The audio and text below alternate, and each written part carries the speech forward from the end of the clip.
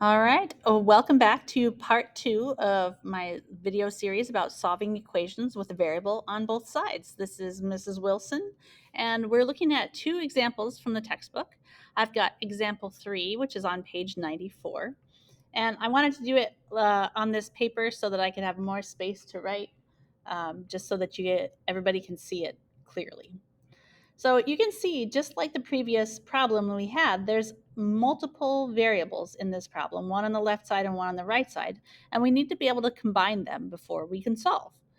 So I need to combine these ends, but right now they are trapped inside these parentheses. So if you want to set them free, we need to use the distributive property to get rid of those parentheses. So I'm going to do this distributing right here and take 7 times n, and I get 7n. 7 times 1 is 7, and it's still got this minus sign in front of it. Over on this side of the equation, I have negative 2 times 3, which is negative 6, and negative 2 times n, which is minus 2n. Okay, so now my equation has got 7n on one side and minus 2n on the other, and I'm ready to start moving things around between the two sides. I always like to move all my variables over to the left side of the equation. So I'm going to take this 2n right here. It's being subtracted. So I'm going to move the 2n by adding 2n to both sides. Okay, that keeps my equation balanced because I've done plus 2n to both sides. That'll cancel out right here. And let's see what we have now. I wrote this 2n right underneath the 7n so that I could combine like terms. This is 7n plus 2n, which is 9n. This minus 7 is still here, so I'll drop it right down. I've got an equal sign, and these are gone. They've been canceled, but this still has negative 6 right there. Okay, so looking pretty good. Now we have a single n variable. It's time to solve for that n. So time to get rid of this minus 7 and get rid of this 9. Let's do some inverse operations. Right now, I've got minus 7, so we'll do the opposite of subtracting 7, which is adding 7. And we got to do it to both sides. I should be left with 9n after these two are gone equals negative 6 plus 7. If you're not sure, grab your calculator. Don't make arithmetic mistakes. So this gives us a positive 1. Now, finish it off. I've got 9 times n. Let's do the opposite of multiplying by 9, which is dividing by 9. And these two 9s cancel each other out.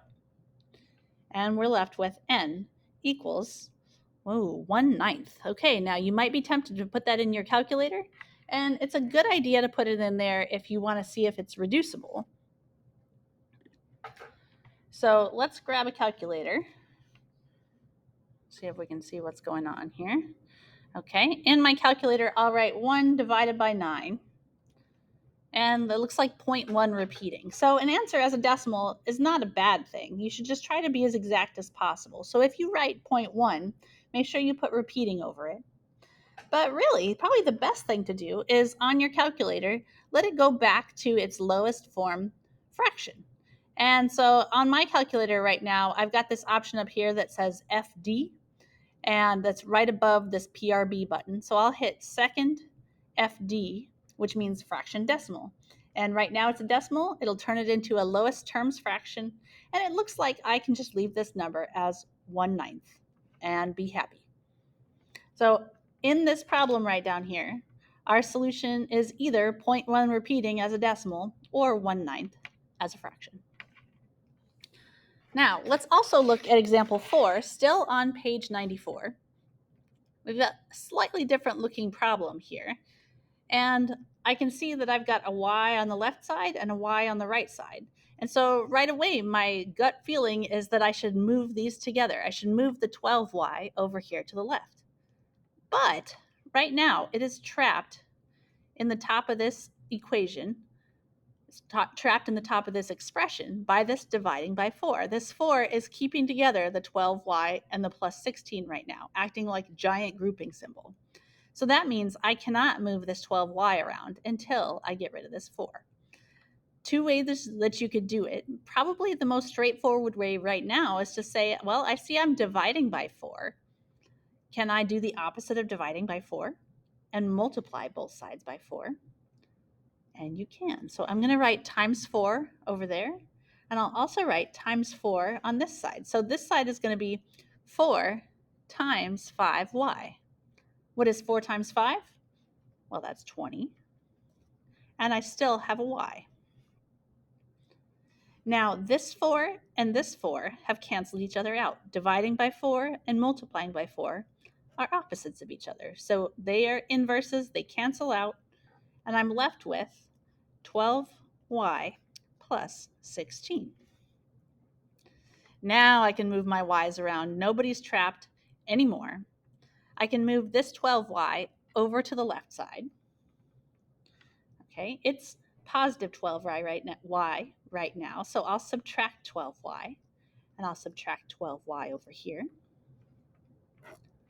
Those are gone, and 20 minus 12 gives me 8, and I've still got a y on it.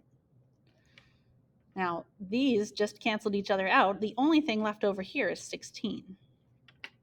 So our last step to getting y alone would be to get rid of this 8, which is being multiplied by y. So I will divide by 8, cancel those away, and I'll be left with y equals 2. Now, I did say that there was another option for getting rid of this 4 earlier, so let's take just a moment and talk about your other way that you could get rid of this 4. And I thought of this method because I noticed that the numbers that are on top here, the 12 and the 16, are both divisible by 4. So if you have some good number sense and you can see when problems like this occur, and you think, okay, well, I know that both of those numbers are divisible by 4, you can do two sets of division right here. You can do 12y divided by 4. What's 12 divided by 4? Well, that's 3. And I still have a y on it. And then you can also do 16 divided by 4 and get 4. There's still a plus in between them. And then my equation still has this 5y over here on the left, and I can finish solving.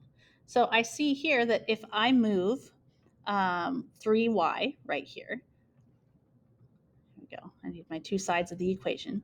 I move my 3y over to this side, so that would be subtracting 3y. Okay, these two will be gone. 5y minus 3y gives me 2y. And this side still has a positive 4. Again, don't write that plus over here. A positive number just needs itself. It doesn't need the plus sign in front of it. Now we're going to divide both sides by 2 because this is 2 times y. And what do you know? We get the same solution we got a moment ago using a different route. And that's one of the beautiful things about math, is that as long as you follow the math rules, you can take a different path from someone else and still wind up at the correct answer. So go check out part 3 to see some even more interesting problems to solve with variables on both sides.